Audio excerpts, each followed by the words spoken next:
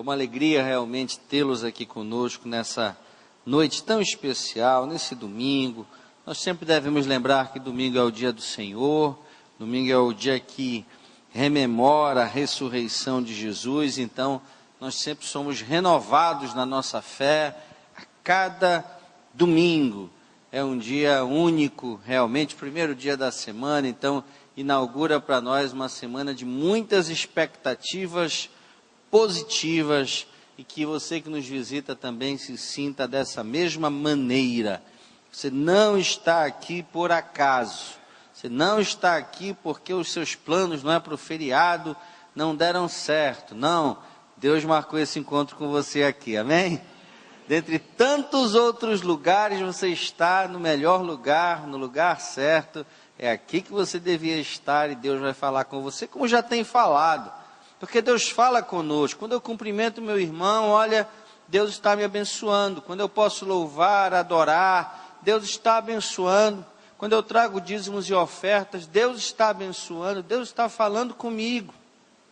Eu estou sendo ensinado sobre renúncia, eu estou sendo ensinado sobre gratidão, eu estou sendo ensinado sobre contentamento, em tudo Deus está falando conosco. Pastor Elton falou da natureza, a natureza como nos comunica. Nós já sabemos inclusive discernir, nós olhamos para um céu escuro e dizemos, vai chover, é a natureza falando conosco, é Deus também falando conosco. Os sinais estão aí para nos alertar a respeito das coisas que estão acontecendo, das coisas que irão acontecer, e isso é, sem dúvida nenhuma, algo que vem de Deus. Por isso precisamos ser tão gratos a Ele, temos a certeza, como foi dito, de que Ele está no controle de todas as coisas. Estar muito próximos de Deus.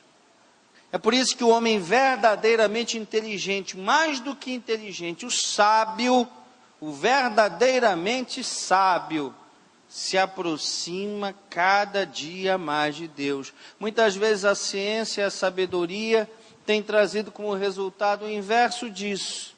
A pessoa acha que já sabe, já conhece, se sente autossuficiente e se afasta de Deus.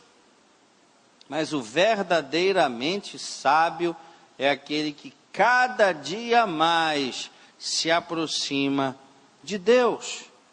Porque Deus tem algo maravilhoso para as nossas vidas, amém?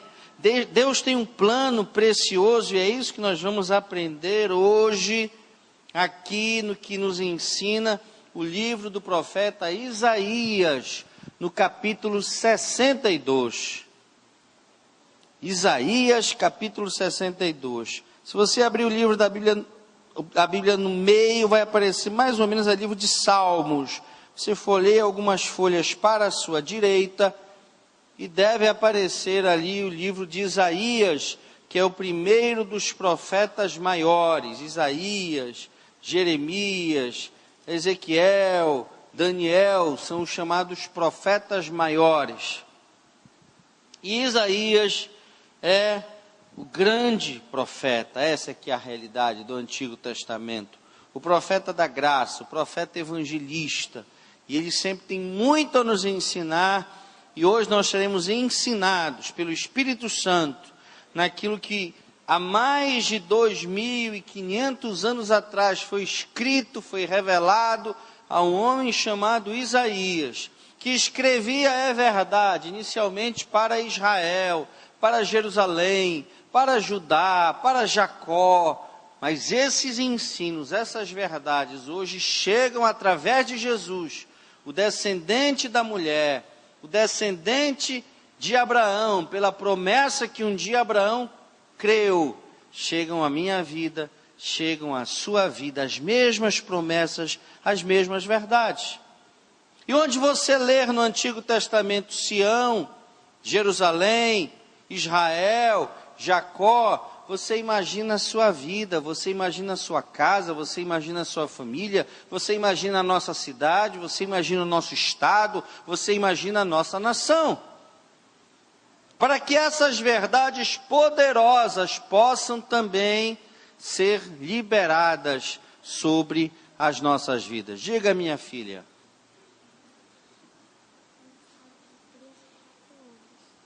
As crianças estão liberadas, não é? Tem trabalho lá de 3 a 4 anos, mas as crianças podem ir hoje lá para a rede das crianças.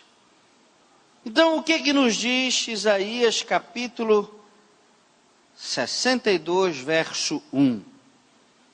Por amor de Sião, me não calarei, e por amor de Jerusalém, me não aquietarei, até que saia a sua justiça como um resplendor, e a sua salvação como uma tocha acesa. É a mesma versão que está aí no nosso Data Show. Feche os seus olhos mais uma vez. Pai, muito obrigado por tudo que o Senhor já tem liberado sobre as nossas vidas nessa noite tão especial. Sentimos aqui a Tua presença em cada instante, em cada momento. E neste em que nos dedicamos, separamos para ouvir da Tua voz, através da palavra aberta, que mais uma vez Tu fales aos nossos corações e mentes. O que dizemos é: fala conosco, Deus, queremos ouvir a Tua voz. Que as nossas mentes estejam cativas à Tua presença, para que possamos absorver tudo que vem do trono da Tua graça, o alimento espiritual para as nossas vidas. É o que nós pedimos e Te agradecemos em nome de Jesus. Queridos, quando nós olhamos para verso 1 de Isaías 62, nós somos impactados por amor de Sião, por amor de mim, por amor da sua vida, por amor da nossa família, por amor de Jerusalém, por amor da nossa cidade, por amor da nossa nação. Esse Deus Todo-Poderoso, que fez tudo, que está no controle de tudo, Criador da única coisa que ainda hoje é tida como realmente infinita, que é o universo, porque os cientistas, quando acham que chegam a uma determinada nova descoberta, eles dizem: olha, o universo está em constante expansão. Então nós nem chegamos ainda àquilo que já poderia ter sido conhecido, e a expansão do universo continua, é infinito. E foi o nosso Deus quem criou tal coisa inimaginável, intangível, imedível. E esse Deus se importa conosco, movido pelo mais sublime dos sentimentos, o amor. Por amor de Sião eu não me calarei, por amor de Jerusalém me não aquietarei, até que saia a sua justiça como um resplendor e a sua salvação como uma tocha acesa. Nós encontramos aqui um Deus inquieto. Nós encontramos aqui um Deus obstinado. Mas não para fazer o mal, não para punir, não para castigar, mas um Deus obstinado, um Deus inquieto por nos abençoar. Amém, queridos? Que coisa maravilhosa! E movido por amor. É por isso que se fala de Isaías como profeta do Evangelho, como profeta da graça. Porque o texto áureo da Bíblia diz que Deus amou o mundo de tal maneira que deu seu Filho unigênito para que todo aquele que nele crer não pereça, mas tenha vida eterna. João 3,16, texto conhecido por qualquer cristão. E aqui em Isaías nós ouvimos a essência da mesma mensagem: é por amor. É pelo desejo de te abençoar, é pelo desejo de te ver prosperar, é pelo desejo de te ver brilhando, que Deus não se aquieta, que Deus não se cala. E nós ouvimos isso, queridos, em um contexto de muita desistência. Nós ouvimos isso num contexto de muita desesperança. As pessoas estão desistindo umas das outras muito rapidamente. As pessoas estão abandonando os seus compromissos muito facilmente. A cada ano nós fazemos aqui na igreja uma renovação de votos matrimoniais e nós dizemos: olha, Duas pessoas levaram muito a sério aquilo que você falou no dia do seu casamento. Os votos ditos de fidelidade, de amizade, de companheirismo, de compreensão, na alegria, na tristeza, na riqueza, na pobreza, na saúde ou na doença. Primeiro o seu cônjuge, que ouviu e levou a sério aqueles votos. E segundo Deus, porque a Bíblia diz que Deus é a testemunha da aliança de um homem com a sua mulher. Então é algo sério. É algo que é selado na terra e selado no céu. Mas as pessoas esquecem dos seus compromissos. As pessoas esquecem dos seus votos. Isso é tão sério que a Bíblia chega e diz assim: olha, se você não for cumprir o seu voto, se você não for cumprir o seu compromisso, não assuma esse voto, não assuma esse compromisso. É melhor não votar. É melhor não assumir um compromisso com Deus do que assumi-lo e não cumpri-lo. Mas hoje nós vivemos em um tempo em que as pessoas esquecem muito disso. Antes o que não se via, hoje se vê. Pais, mães abandonando os seus filhos. Era uma coisa tão absurda, mas hoje é algo normal. E aí nós não estamos falando de situações de outrora, da pobreza, da impossibilidade de oferecer vida digna aos filhos, não. Muitas pessoas abandonam os seus filhos porque querem ir em busca da sua felicidade, da sua realização. Alguns praticam o aborto, algumas no caso, porque o aborto é algo que só pode ser praticado por uma mulher, mesmo que muitas vezes incentivados pelos companheiros, pelos pais, por aqueles que teriam responsabilidade com aquele ser em desenvolvimento, mas muitos já abandonam os seus filhos depois de nascidos. E não é abandonar numa instituição de caridade, não, é deixá-los à sua própria sorte, relegá-los aí ao que o destino lhes proporcionar. Então nós estamos vivendo em um tempo de desistência. E essa palavra de Isaías 62 vem ao nosso coração e diz: olha, filho, filha, eu não desisto de ti. Eu tenho um plano para a tua vida. Pelo contrário, eu estou aqui inquieto, eu não quero me calar enquanto a tua justiça não sair como resplendor, enquanto a tua salvação não brilhar como uma tocha acesa. Eu quero te colocar num alto lugar, eu quero te colocar num lugar de destaque. Porque Jesus mesmo disse que nós nascemos, nós fomos chamados para sermos sal e luz. E ele diz assim: ninguém coloca uma luz debaixo da cama, ninguém coloca uma luz debaixo do móvel, não, mas coloca no lugar alto, para que ele possa brilhar e não apenas abençoar a sua vida, porque imaginem como é triste uma luz que ilumina a si própria apenas. A função da luz é iluminar o ambiente, o seu meio, o que o circunda. Tenha certeza, foi para isso que Deus te chamou também. Deus te chamou para brilhar, mas para brilhar muito. Para abençoar a sua vida, claro.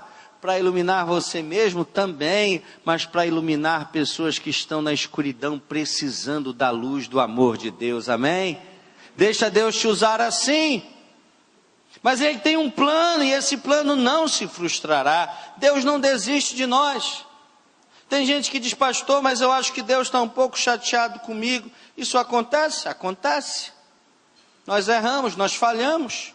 O pecado estabelece separação entre nós e Deus. Só que maior do que os nossos pecados é o amor de Deus. Maior do que os nossos pecados são as misericórdias de Deus. Maior do que os nossos pecados é a graça de Deus direcionados a nós. Amém, queridos? E lá em Isaías, no capítulo 54, nós lemos a respeito disso. No verso 7 diz assim: por um pequeno momento, olha Deus falando para mim e para você, por um pequeno momento eu te deixei, mas com grande misericórdia te recolherei. Em grande ira escondi a minha face de ti por um momento, mas com benignidade eterna me compadecerei de ti, diz o Senhor, o teu Redentor. Olha, não importa, se você permitir que Deus haja na sua vida, se você se arrepender dos seus erros, dos seus pecados, tenha absoluta certeza, independentemente do que você tenha feito, o amor de Deus te alcançará. E a Bíblia diz que onde abundou o pecado, superabundou a graça, e assim será na tua vida. Quanto mais pecador você for, olha, se você se converter, você será um instrumento poderoso nas mãos de Deus, porque haverá superabundância de graça na tua vida. Deus não desiste de nós. Deus não desistiu de Jacó, o usurpador, o trapaceiro. Deus não desistiu de Moisés, o medroso. Deus não desistiu de Gideão, aquele que não tinha autoestima nenhuma. É interessante, esses dois personagens, todos são, mas vejam Moisés, não é? O grande libertador de Israel, com filmes e filmes, desenhos, livros escritos a seu respeito. Aparentemente um homem ousado, corajoso, mas que tinha as suas falhas, e a principal revelada no momento em que ele é chamado é o seu medo. Medroso. Gideão, autoestima zero. Deus o chama e ele diz: eu não. Chama outro Deus. Quem sou eu? Eu não sou ninguém. Eu não tenho liderança. Eu não tenho formação, eu não tenho cultura, eu não tenho dinheiro, eu não tenho nome, eu não tenho beleza.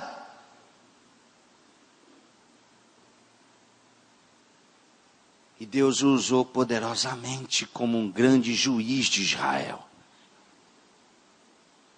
Davi, um homem sanguinário até pela sua condição de rei, de conquistador, um adúltero, levou um homem à morte porque cobiçava a sua mulher. Deus não desistiu de Davi. Deus não desistiu de Pedro, traidor. Deus não desistiu de Saulo, perseguidor do evangelho. Deus não desistiu de mim. Deus não desistiu e nem desistirá de você. Porque Ele tem algo maravilhoso para as nossas vidas. Ele tem um plano e Ele está inquieto, Ele está ansioso para que esse plano se realize. A Bíblia diz que até mesmo quando nós dormimos, Ele está trabalhando em nosso favor, porque não dorme nem dormitará o guarda de Israel, que é o nosso Deus. Então Ele está trabalhando. Até porque nós estamos aqui, os japoneses estão acordando, eu sempre falo isso, os chineses, australianos, Deus tem que cuidar deles também. E aí Ele acaba ficando acordado o tempo todo, trabalhando em nosso favor, e quando nós estamos dormindo, Ele está também atuando. Deus é assim, só Ele pode fazer isso. E cada um desses homens, Jacó, Moisés, Gideão, Davi, Pedro, Saulo, eu, você, tivemos um encontro com Deus. E esse encontro mudou a vida desses homens. Esse encontro mudou também a nossa vida. E se a sua história, a sua vida ainda não foi mudada por esse encontro maravilhoso, hoje é um dia de oportunidade. Moisés se encontrou com Deus ali na sarça ardente. Gideão, quando falou com Deus e fez as suas provas. Davi na sua música. Pedro ali às margens do mar da Galileia. Saulo no caminho de Damasco. Alguns desses homens tiveram os seus nomes mudados. Alguns desses homens não mudaram de nome, mas mudaram no seu caráter. Nenhum homem, nenhuma mulher que se encontra verdadeiramente com Deus sai da mesma forma que adentrou a esse encontro. E aqui no verso 2 de 62 diz assim: e as nações verão a tua justiça, e todos os reis a tua glória, e chamar-te-ão por um novo nome, que a boca do Senhor nomeará. Sabem, queridos, essa história de nome é muito interessante. Normalmente quem dá o nome a alguém é o pai, ou alguém que faz o registro da criança. Eu falava já nos 2 outros cultos que ministrei, que como professor eu já vi na minha lista de chamados mais estranhos nomes. Nós estávamos aqui à tarde, pastor Elton, com o pastor Bruno, que é oficial de justiça, e ele disse que também como oficial de justiça já entregou mandados judiciais aos mais estranhos nomes que se possa imaginar, não é? Hoje os pais estão muito criativos, então eles ouvem o nome, aí eles chegam no cartório, falam aquele nome, mas eles não sabem como se escreve, e aí o cartorário enche de N's, de M's, de Y's, de L's, de H's, é um negócio assustador. Às vezes é o nome de um artista, às vezes é o nome de um jogador de futebol, e ali fica. Às vezes o pai vem aí de um jogo do Flamengo, do Botafogo, que é o time do pastor Elton, não é? E aí se empolga com aquele grande gol, vai lá na segunda-feira e registra o filho com o nome do jogador de futebol, e assim vai. E esquece que aquilo acompanhará a vida da pessoa durante toda a sua trajetória. Nomes de homens que são usados por mulheres e vice-versa, você chama pensando que responderá um homem, responde uma mulher, e o contrário também. Eu tive recentemente lá na universidade onde leciono, 2 alunos, um dentre vários nomes tinha o nome de Bush, era um excelente aluno, Gideon Windsor Bush, o nome dele. E o outro era o Ramadã, e a gente brincava, meu Deus, isso vai dar confusão. Bush e Ramadã, na mesma sala de aula, vai ter briga. Mas eram ambos excelentes alunos. E muitas vezes nós não percebemos isso, como é importante o nome que designamos para os nossos filhos. Eu falo isso, pastor Elton, já tendo procurado o significado do meu nome, e ele não significa lá grande coisa, não é? Jefferson, son é filho em inglês. E Jeff, ou Jefferson, Jeff é de Jeffrey. É o apelido de Godofredo. Então eu sou o filho do Godofredo. É só isso. Nada mais que isso. Mas tem nomes de grande significado, né? Quando você vira um nome com El, por exemplo, final El, Daniel, Natanael, você já sabe que tem ali uma partícula do nome de Deus. El sempre é algo vinculado a Deus. É um nome muito bonito e muito poderoso. É claro que nós não trabalhamos isso, não é? A numerologia, ou o nome vinculado à pessoa, mas é algo que você projeta, e na Bíblia já era assim. Os nomes bíblicos têm principalmente 2 origens. A primeira origem é algo que os pais desejavam que os filhos fossem. E aí geralmente era um nome maravilhoso. Você escolher o nome para dizer, eu quero que meu filho seja isso. É isso que eu projeto, é isso que eu profetizo na vida dele. Normalmente excelentes escolhas. Mas algumas escolhas bíblicas não eram assim. Algumas escolhas bíblicas se davam a partir da circunstância que envolvia o nascimento da criança. E nem sempre as nossas circunstâncias são as melhores.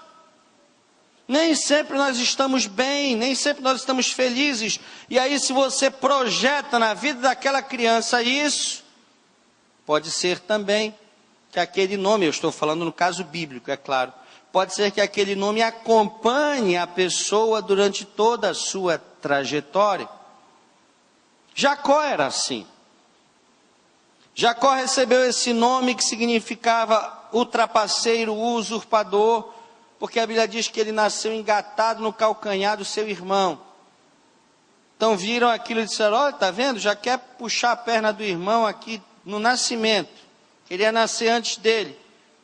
E aí surgiu essa história, o Jacó, o trapaceiro, o usurpador. Imaginem aquela criança, não é? Aquele adolescente, aquele jovem, durante toda a sua vida, ouvindo o seu nome e sabendo o que ele significava. Não é que o nome o tornou aquilo, mas ele se condicionou para aquilo, para ser realmente o que o nome dizia que ele era. Alguém que enganava, alguém que trapaceava, alguém que queria sempre levar vantagem. E nós sabemos que isso se revelou na vida dele. Na grande história do furto ou da troca da primogenitura com o seu irmão Esaú.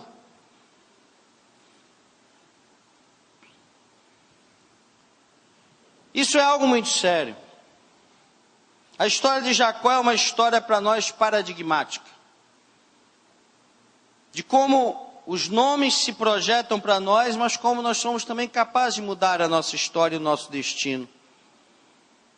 A Bíblia nos diz que as nações, o mundo nos chamará por um novo nome, mas que a boca do Senhor nomeia. Deus é que tem que dizer quem nós somos. Deus é que tem que dar o nosso nome. E desde já eu lhe adianto que não há nome mais belo para sermos conhecidos do que filhos de Deus.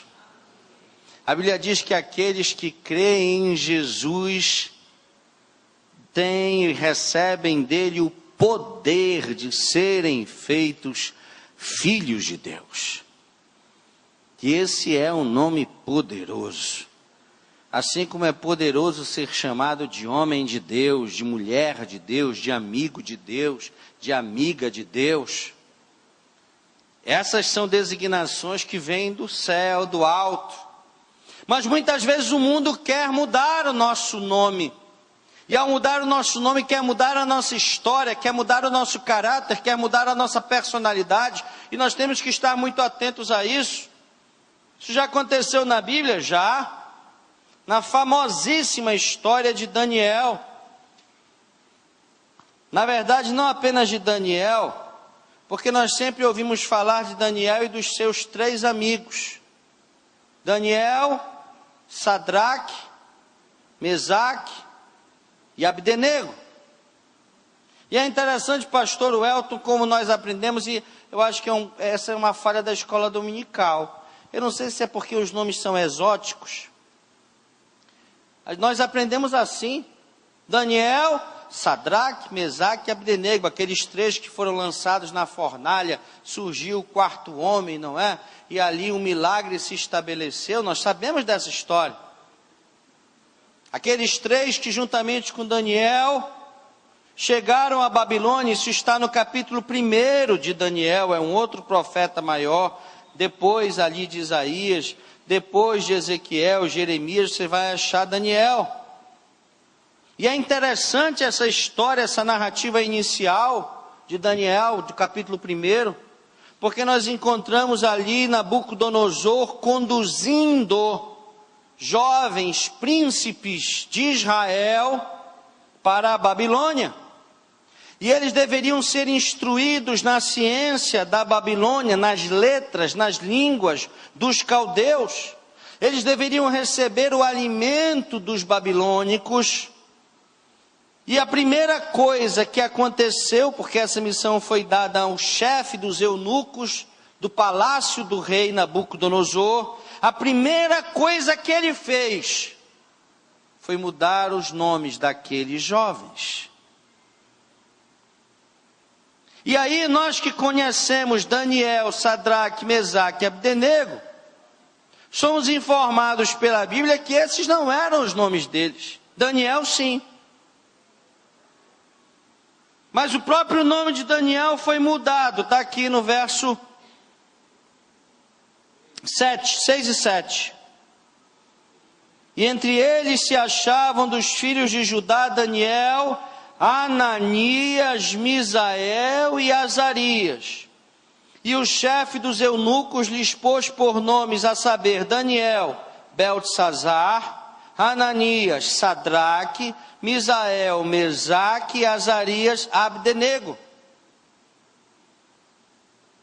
E aí nós podemos pensar, bom, mas são simples apelidos, a gente é apelidado por aí, são outros nomes, são os nomes de guerra? Não. Era uma tentativa clara do Império Babilônico de mudar a identidade daqueles jovens. Porque Daniel significava em hebraico, Deus é juiz, que coisa linda. Mas Beltesazar significava o príncipe de Bel, um dos deuses, um dos milhares de deuses da Babilônia, porque a Babilônia era uma nação politeísta e não monoteísta, como Israel, como Judá. Ananias significava o presente do Senhor, mas agora ele era Sadraque, comandante de Acu, o deus da lua dos babilônicos. Misael, uma pergunta maravilhosa: quem é igual a Deus? Agora, Mesaque, quem é igual a Acu, o deus babilônico da lua? E Azarias, que significava aquele a quem Judá, aquele a quem Jeová ajudou, se deu o nome de Abdenego, servo de Nego, o deus da ciência dos babilônicos.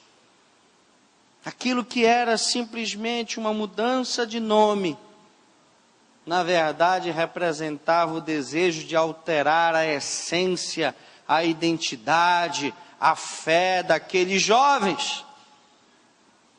Mas a Bíblia nos mostra que nenhuma dessas tentativas foi exitosa, porque aqueles jovens, ainda que recebessem outros nomes do chefe dos eunucos do palácio de Nabucodonosor, aqueles jovens sabiam quem eram em Deus. E eu e você precisamos da mesma firmeza de caráter, de comportamento, nós precisamos da mesma coragem. E ainda que o mundo queira nos dar títulos, ainda que o mundo nos ofereça dos seus manjares, ainda que o mundo nos ofereça das suas facilidades, eu e você precisamos optar por agradar ao Deus que nos chamou, amém, queridos? Ele é que tem que nos dar um novo nome, não o mundo. Quem nos nomeará? O próprio Deus é que diz a palavra. E quando Deus nos der um novo nome, quando Deus nos nomear, não é apenas o nosso nome que mudará, a nossa história também mudará. O nosso presente e o nosso futuro. Por isso é que Jacó, que era o usurpador, se transformou em Israel, o príncipe de Deus. E essa mudança na vida de Jacó representa uma quebra de paradigmas para a nossa vida, para a nossa história. É verdade que Deus não mudou o nome de todos os homens e mulheres da Bíblia. Davi continuou sendo Davi, mas Deus mudou a sua história. Em determinado momento da sua trajetória, Davi se viu como um adúltero assassino. Mas ao ter um encontro verdadeiro com Deus e se arrepender dos seus pecados, sendo ele um adorador, no Novo Testamento, o mesmo Davi, sem que o seu nome tivesse sido mudado, era chamado o homem segundo o coração de Deus. E olha, talvez Deus não tenha que mudar o teu nome de batismo. Talvez Deus não tenha que mudar aí esse nome que está registrado na tua certidão de nascimento, mas Deus pode mudar a tua história, Deus pode mudar o teu destino, Deus pode mudar o teu futuro. Deus pode mudar a maneira como você é conhecido. E por mais que as pessoas lhe digam, olha, o que você fez é inesquecível, ninguém vai esquecer, é impagável, está registrado para sempre. Deus pode terminar a história que começou de uma maneira bem diferente. E lembrando o pastor Marcelo mais uma vez, que sempre tem essas frases de impacto, não é? Mais importante é a maneira como você termina do que como você começa. Tem muita gente que começa bem, muito bem, chega ao ápice, mas termina no esquecimento, no fracasso, na pobreza, em todos os níveis. E tem muita gente que começa na miséria, mas termina a sua história em grande êxito. E assim será conosco, amém, queridos? Nós vamos terminar a nossa história muito bem, graças a Deus. Porque Deus fará realizar nas nossas vidas o que está aqui no verso 2. As nações verão a sua justiça e todos os reis a sua glória. Verso 3, e serás uma coroa de glória nas mãos do Senhor, e um diadema real na mão do teu Deus. É óbvio que nós não estamos sós nessa jornada, não. Eu lembro muito do grande guerreiro bíblico chamado Samar. É uma das histórias mais belas, tem em Reis e em Crônicas a mesma história de Samar. Conta-se que em Judá, em determinada época, havia uma parte do povo que tinha um terreno, uma terra cheia de lentilhas, o alimento do povo daquela época. E os filisteus disseram: vamos ocupar essa terra, saiam daí. E por incrível que pareça, o povo de Israel saiu. Quase todos, porque ficou apenas um homem chamado Samar. E a Bíblia diz que ele se pôs no meio daquele terreno e levantou a sua espada. E os filisteus, centenas, vieram contra ele, e ele venceu todos. Mas sabe o que a Bíblia diz? Que quem venceu foi Deus, através da vida de Samar. Samar é um dos heróis, um dos grandes de Davi, está na galeria dos grandes guerreiros de Davi. Mas o texto dá crédito a quem tem crédito. E toda honra e toda glória deve ser dada ao nome do Senhor, amém, queridos? O texto nos fala disso. O texto diz: olha, filho, tu serás uma coroa de glória, tu serás um diadema real. Mas isso será para que as nações vejam a tua justiça e os reis da terra vejam a tua glória. Ou seja, aqui está dizendo: você vai vencer, vai. Você vai prosperar, vai. Você vai chegar nos lugares altos, vai. Vai aproveitar do que isso estará colocado à disposição, sim. Você receberá os títulos, você receberá os méritos. Você receberá as benesses, os prêmios, claro. Mas toda honra e toda glória só é devida ao nome do Senhor. E é porque nós estamos com Ele, nas mãos dEle, é que nós chegaremos a esses altos lugares, amém, queridos? Eu não posso me afastar dEle, eu não posso achar que tudo é pela minha inteligência, pela minha capacidade, pela minha competência, pelos meus estudos, pelo meu dinheiro, não. Pelos amigos que eu conheço, não. Tudo nós devemos a Deus. Texto lido pelo pastor Welton há pouco é poderoso. Tem muita gente inventando textos sobre dízimos e ofertas, e esse é um texto que fala sobre isso. Não é adaptação de texto, é texto puro sobre o tema. E lá está dito: olha, quem dá a semente para a semeadura é o próprio Deus. Então de Deus não se ganha. Ninguém vai dizer: Deus, eu estou aqui porque tu estás me devendo. Como? Não há ser humano que possa dizer isso, nunca houve. As sementes que nós lançamos no reino de Deus são sementes que Ele próprio nos deu antes. Por isso o salmista, poderoso como era, rico como era, sábio como era, diz: todas as minhas fontes estão em Ti, ó Senhor.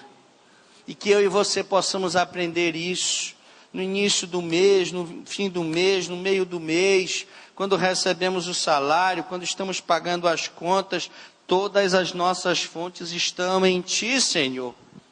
Então o que é de Deus, não é de ninguém. E nós temos que levar isso muito a sério. O verso 4 nos diz: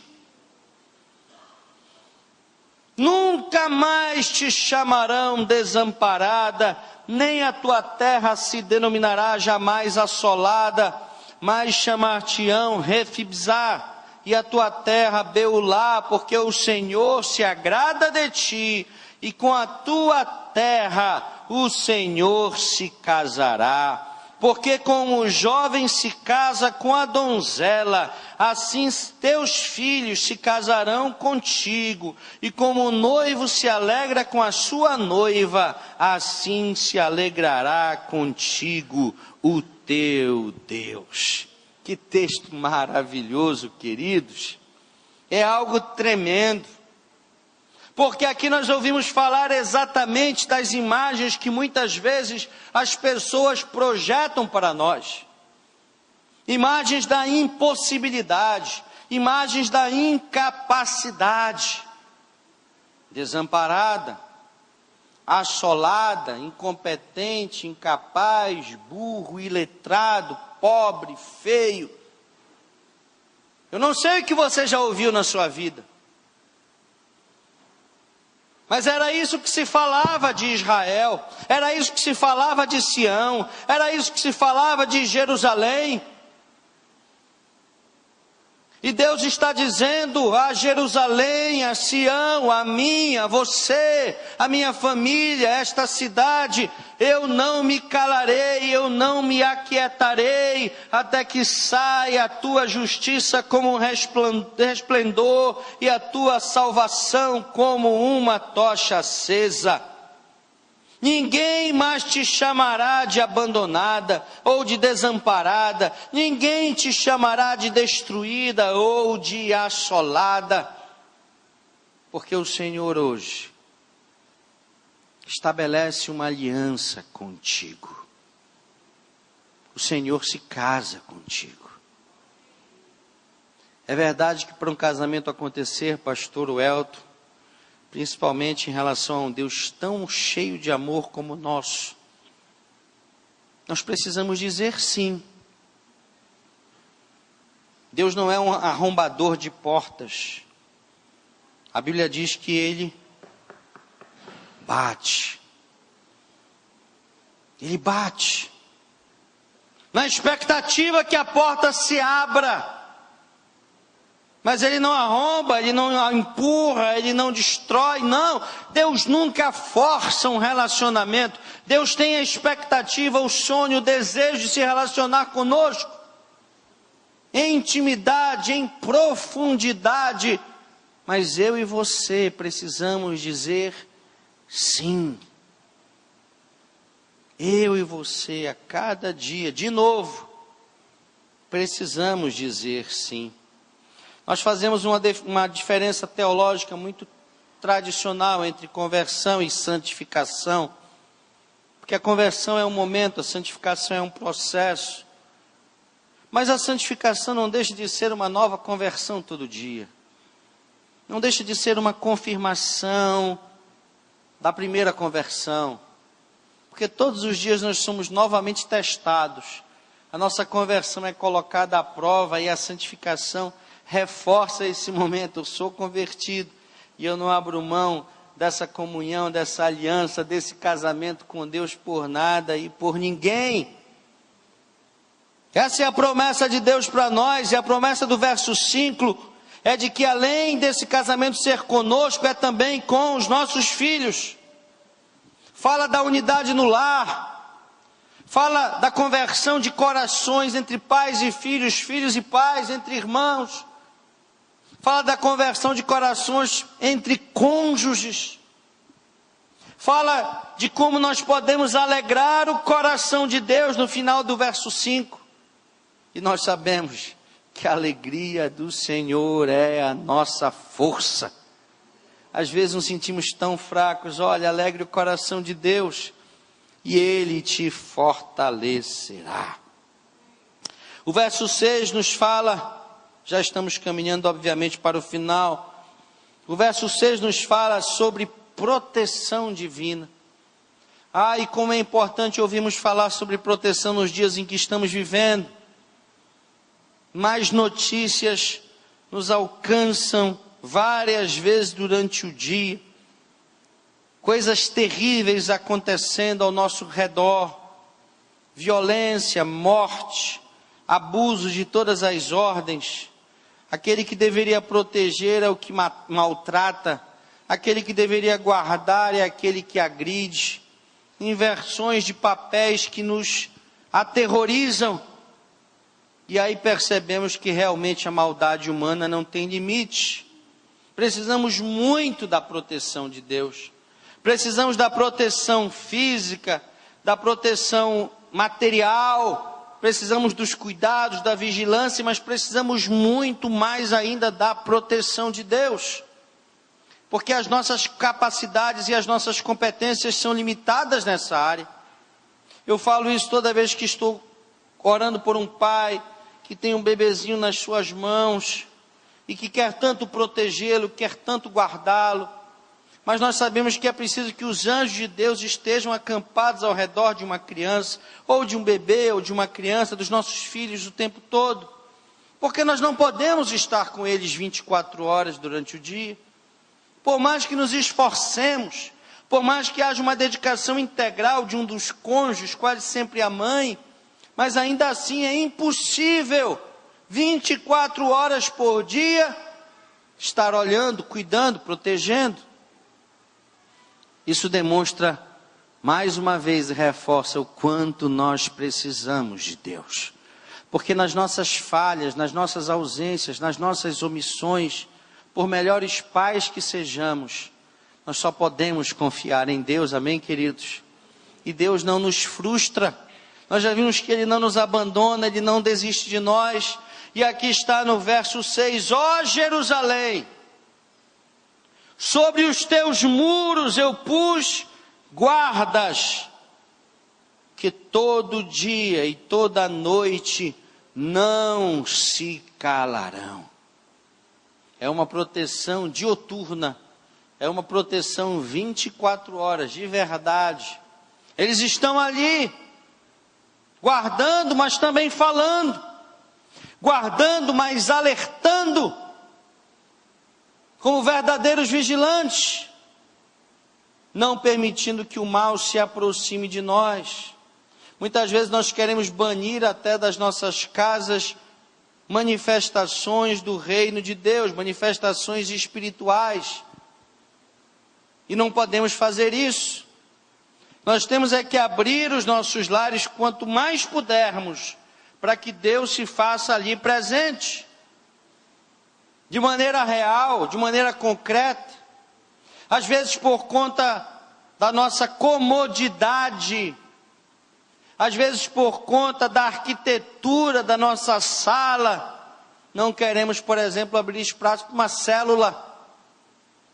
Querido, não vale nada, não é? A melhor sala que você tem, o melhor sofá, o melhor tapete, a melhor TV, se Deus não estiver na sua casa, do seu lar, amém?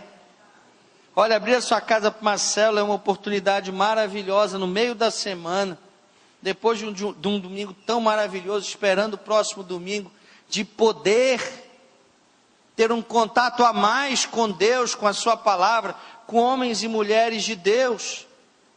Eu sempre falo, pastor Welton, falei nos outros 2 cultos, que quando eu era jovem, quando eu era adolescente, um pouco menos, eu era extremamente tímido. Na minha escola, na faculdade que fiz, quando falavam que era trabalho de apresentação, eu ficava doente para não ir. Era terrível, só conseguia falar lendo. E por essas coisas de Deus, Deus me fez pastor, advogado e professor. E até hoje eu não sei como, porque se eu fosse olhar para a minha adolescência, para o início da minha juventude, eu não conseguia me comunicar de jeito nenhum com a plateia. E eu digo que a minha grande escola se chamou células familiares.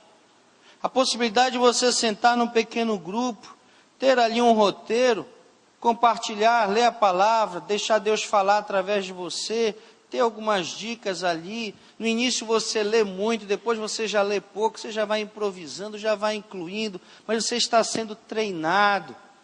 E de repente você já fala numa plateia maior, num auditório. E se Deus te abençoar, quem sabe, não é? Em breve você estará, como o apóstolo Pedro, falando para milhares de pessoas ao mesmo tempo. E levando-as a Jesus. Mas comece ali na célula. Esteja mais próximo de Deus. Deixe esses guardas que estão sobre os muros da sua casa, da sua família, falarem com você.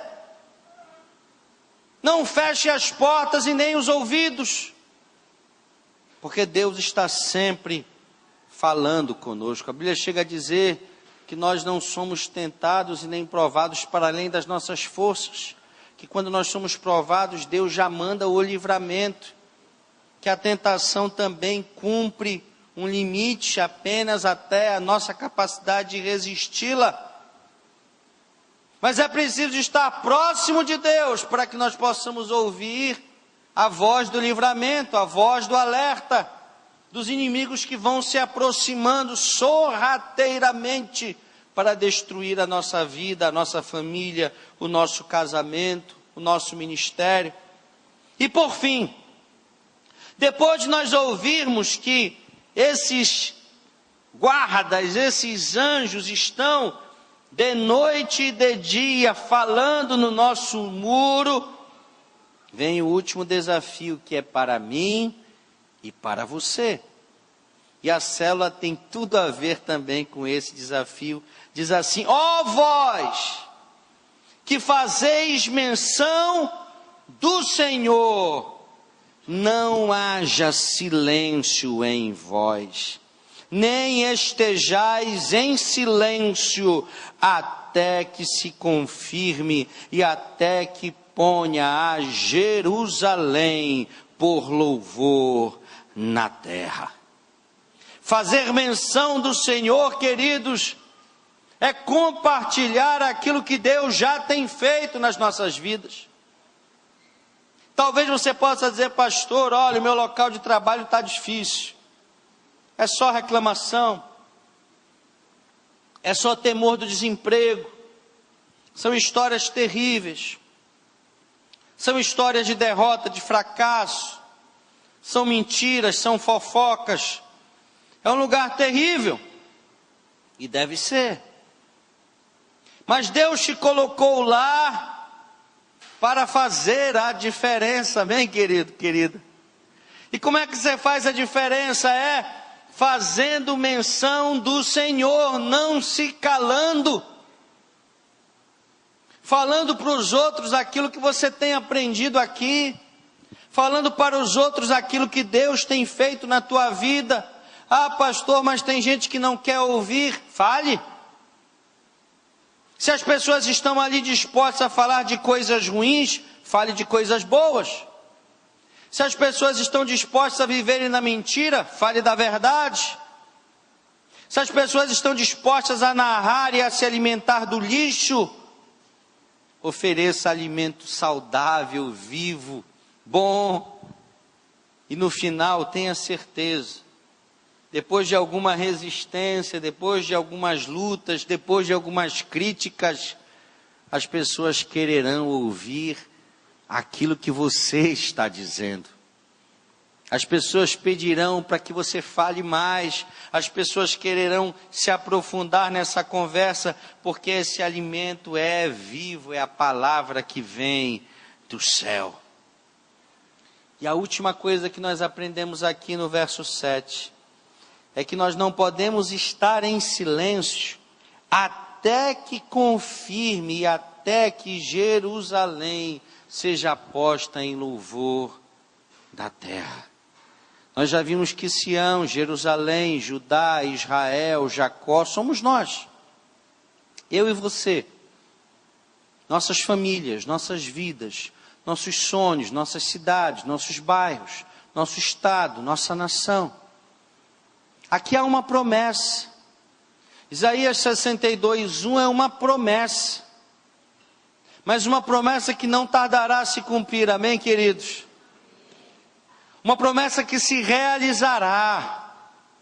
Mas até essa promessa se realizar, eu e você não podemos nos calar.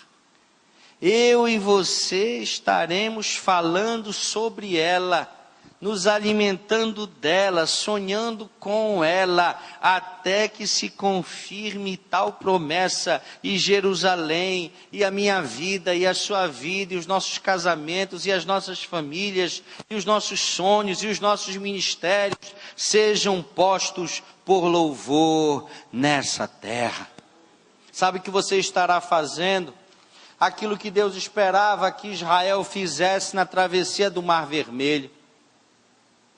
Israel louvou, Israel adorou, Miriam e os seus tamborins tocaram do outro lado do mar, quando a vitória já estava garantida. Mas não era isso que Deus esperava de Israel.